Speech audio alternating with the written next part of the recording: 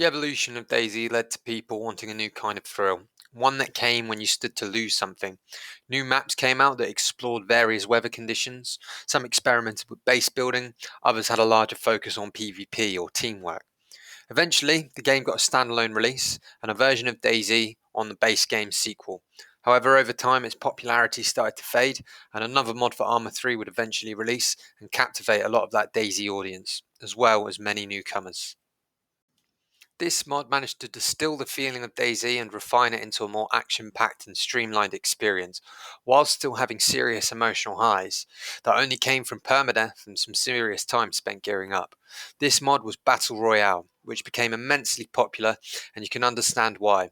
Whilst DayZ had intense action, it was very few and far between, with hours, sometimes days going by between those heart-pounding moments, whereas Battle Royale managed to boil it down into a process that could be repeated and repeated. Once you died, you could leave the server, go and join another game, and hop right back into the action.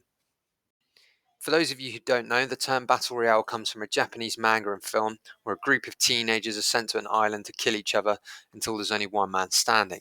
They're dropped on the island with little or no provisions and then herded into smaller and smaller areas in order to create conflict. This sound familiar? This in turn inspired the popular series The Hunger Games and eventually would inspire this famous mod for Arma 3. Battle Royale would drop the players onto a vast map into various locations, forcing them to look for weapons and gear before eventually herding them into a smaller area in order to create an intense last man standing situation. Battle Royale, as well as DayZ, experienced very widespread popularity, in part due to platforms such as Twitch and YouTube, with the long-winded nature of these games making them very suitable for streaming.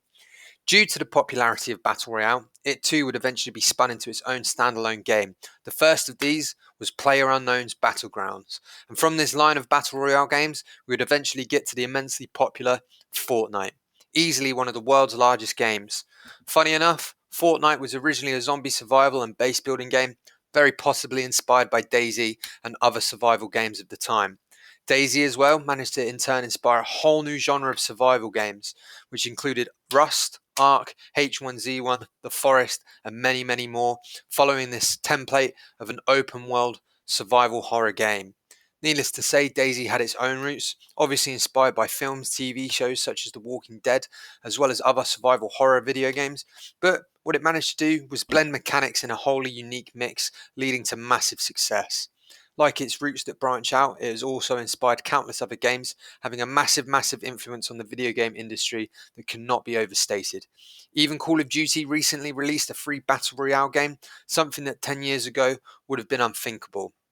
And why was it that DayZ and Battle Royale became so popular? Was it just a perfect storm of ideas at the right time? Was it something that players didn't even know that they wanted it until they got their hands on it, and then after that they couldn't get enough? Whatever the reason, it's irrelevant, as the fact remains it has left such an impact and a lasting legacy that may just stand the test of time. And for this reason again, I think that DayZ is really worth noting down in any video game developer's diary.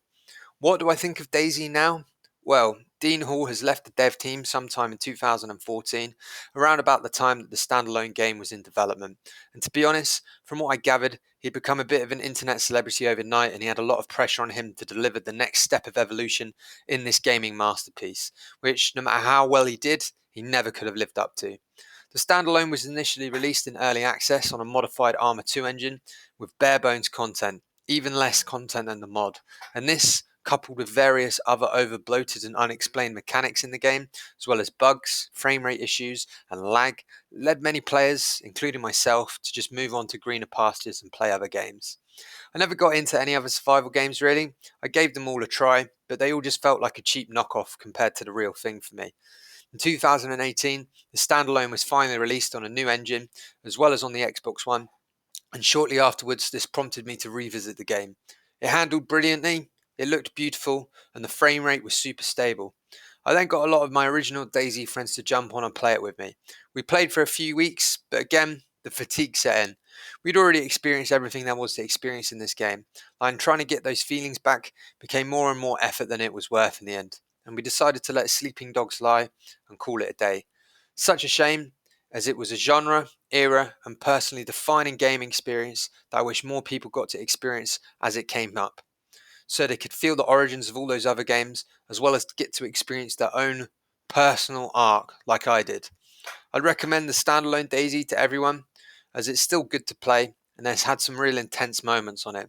Creeping around, staying out of sight of groups of survivors, as well as other zombies. It always brings a little joy to my heart. But other than that, that's all I really have to say about it. And that it was once in a lifetime gaming experience that went on to affect an entire industry and the gaming landscape as a whole, and its influence is not nearly discussed enough. I hope in the future, game design students and game developers of the future look at the rise, fall, rebirth of DayZ so they can understand the impact that one person making a small mod for themselves and a few friends can have. Thank you. My name is Harrison Lewis, and I hope you enjoyed this content.